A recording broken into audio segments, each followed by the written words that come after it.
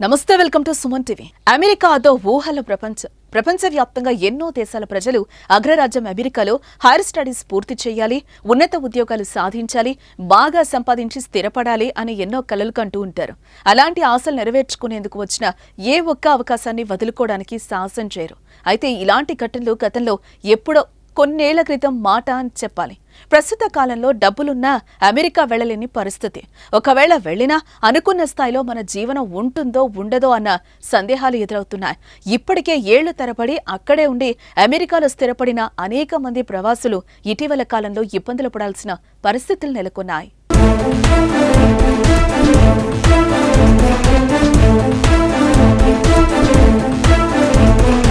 ఈ మేరకు ఇతర దేశాల ప్రవాసులు, గ్రీన్ కార్డ్ హోల్డర్స్ కు అమెరికా ప్రభుత్వం అదిరే శుభవార్త చెప్పింది. అయితే ఈ విషయం ఎక్కువగా ప్రవాస భారతీయులకే లాభం చేకూర్చడం చర్చనీయాంశంగా మారింది. అమెరికాలో గ్రీన్ కార్డు ఉన్న భారతీయులు 3 వారాల్లో అగ్రరాజ్య పౌరసత్వం తీసుకోవచ్చని Asian American Pacific Islanders Victory Fund chairman Shekhar Narasimhan వివరించారు. బైడెన్ ప్రభుత్వంలో పౌరసత్వం పొందడం సులువు అని వివరించారు. నవంబర్లో అధ్యక్ష ఎన్నికలు జరగనున్న నేపథ్యంలో అత్యధికంగా ఉన్న భారతీయుల ఓటు కీలకం కానుంది. ఈ నేపథ్యంలో వలస భారతీయులను వలలో వేసుకునేందుకు ఇదో ప్రయత్నంగా కొంతమంది భావిస్తున్నారు.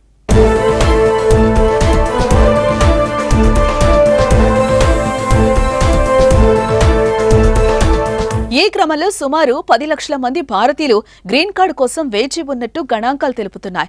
వీరిలో డాక్టర్లు, ఇంజనీర్లు, శాస్త్రవేత్తలు వంటి నైపుణ్యం గల మేధావులున్నారు. గ్రీన్ కార్డు ఉండి 5 ఏళ్లుగా అమెరికాలో నివసిస్తున్న వారు వెంటనే పౌరసత్వం కోసం దరఖాస్తు చేసుకోవాలని నరసింహన్ తెలిపారు.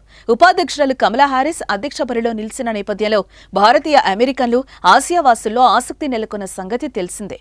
అయితే ఇదే రాజకీయంగా లబ్ధి పొందే స్ట్రాటజీగా డెమోక్రాట్లు వ్యవహరిస్తున్నట్లుగా పొలిటికల్ అనలిస్టులు పేర్కొంటున్నారు. దీంతో అమెరికా రాజకీయంలో భారతీయుల పాత్ర కీలకంగా మారడానికి ఇదో ఉదాహరణగా భావిస్తున్నారు.